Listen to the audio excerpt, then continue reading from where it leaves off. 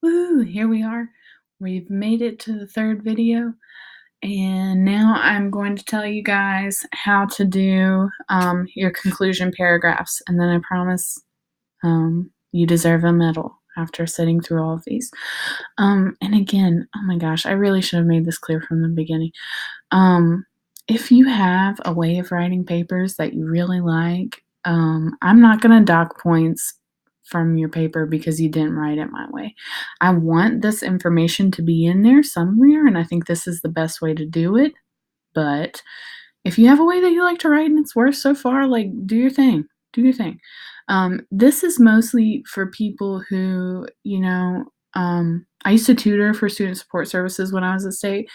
And plenty of people would come in and be like, my history professor is asking me to write an essay that's 3 pages long, and I've never written anything this long, or I have, but I don't feel really good about it, and I'm not really sure I know how to write something like this.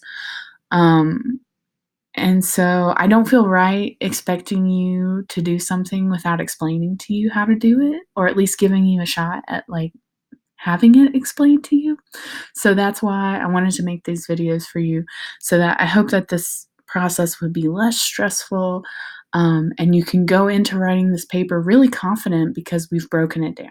Okay, so I hope that this is how that goes. All right, cool. So I walked you through one sample body paragraph, but it's going to be, it can follow this pattern for the rest of your body, obviously, just depending on, and you'll just keep moving through all the points that you made in your thesis statement. And it's still not too late with thesis statements. Like, if you still want to do one now, if you're like, oh, I want to try this, I'm not sure, please, by all means, like, whatever you're thinking about writing, if you want some feedback, keep it coming, and I'll help you. Don't do it the night before it's due. I can't help you then. See, I'm trying to get you to stop procrastinating. We'll see if it works. We'll see if it works. Okay, so finally, on to conclusions. Conclusions really aren't that big of a deal. Like, honestly, nobody is dying over. You're not going to fail a paper over your conclusion. But the reason that I take time to explain to you what to put in them is, so many times my students get to the conclusion of their paper and they're like, well, damn, I'm tired, and I don't have anything else to say. I am done. I've been writing this paper and I'm over it. I don't want to say anything else. And so then they just end up being really crappy. So here's some ideas of what you could put in a conclusion paragraph that tend to work for me and what I do.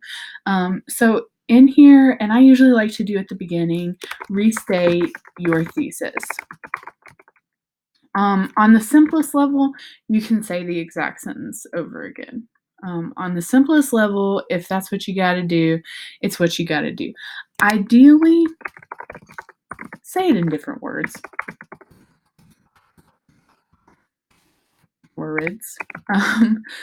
You can still, if you guys are masters of paraphrasing, you can say the same thing in a different way with different words a lot of times. I prided myself in high school on being the biggest BSer, and I could say the same sentence but in like 10 different ways. So you just want to get that thesis across again, but if you can say it in different words, that's awesome. It makes for a better paper, okay? And then I want you to offer some closing thoughts. And it's great if this is unique, if this is not something that's already in your paper. That's what makes for a good conclusion. So for history, you could talk, this gets dangerous because some people don't like it. So you do kind of have to check with your professor and see what their style is. For me, I like it. You could connect what you've discussed in your paper to modern day occurrences.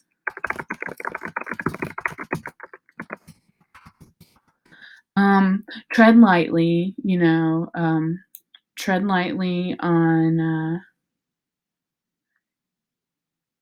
arguing causation, let's say, right? Wow,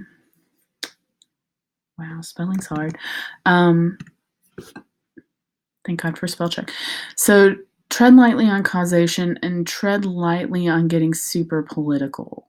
I would try to avoid that here. which is hard because, everything's political and history is wrapped up in it. Um, but, connect it to modern day occurrences. So again, if we're going back to that, Columbian exchange kind of idea, you could talk more about, how the migration of people, still results in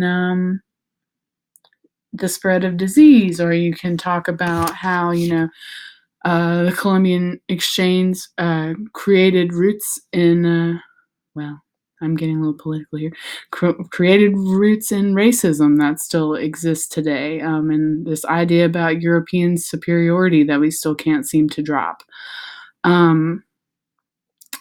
2 to 3 sentences here, just something a little unique. You could also, if you don't really want to connect it to modern day, you could also find a way to bring up maybe a related topic at the same time. So you could be like, yeah, the French Revolution really sucked, but thank God for the French, or the United States would have never gotten independence.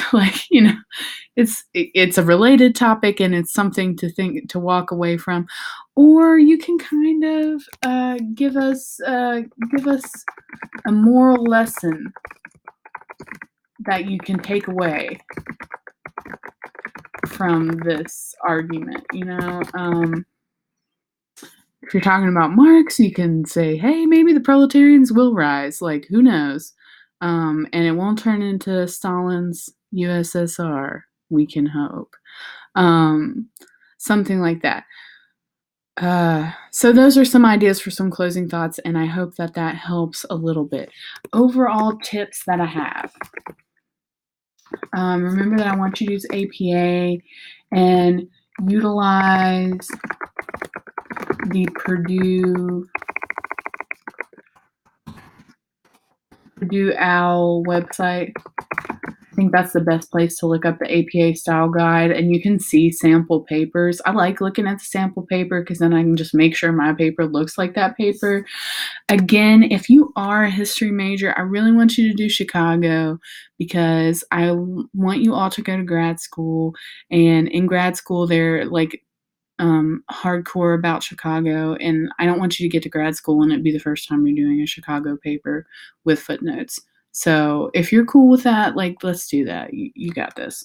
And if you're not a history person, APA is great because you're going to use that in other classes too, and we're practicing that style. It's a big deal that you do that right, because some people, if they want to be sticklers about it, technically if you don't use the style right, you're committing plagiarism. So that's a big deal. So use APA. Do not use I or me or you. Okay? If you notice up in that sample thesis statement that I gave you, it always says, in order to better understand whatever it is, one must examine, not you must examine, or I must examine, or I will say, blah, blah, blah, or in my opinion, or whatever. Why does that matter? Why are we so hardcore about that? You just don't do that in academic writing. It's just a big no-no. And if anything, I'll admit it, that's just my biggest pet peeve. And when I see it, a part of me dies. So I've been dead a long time because a lot of my kids write that way. Okay, it's okay. We'll work on it. I'll help you get it out. If you have a really hard time with it and you're like, I do not know how to write this without first and second person is what that's called. I'll help you. It's cool. It's all right. So what I'd like you to do for extra credit this week, if you are so inclined, is to work up some kind of draft. Now, you might not have all of this. You might not have all the length that you want, or you might not have all the APA done or something like that. But using this format, go ahead and start working on your paper and just try to get, a chunk of it done at least, so you're not having to scramble and get it all done when you've got all those other icky midterms going on. And also, it really benefits you because if you can give them to me early, I can give you feedback and I can help you get the best grade possible. So thanks for hanging with me for all of these videos. Good luck on all of this. I can't wait to read them. I'm so excited.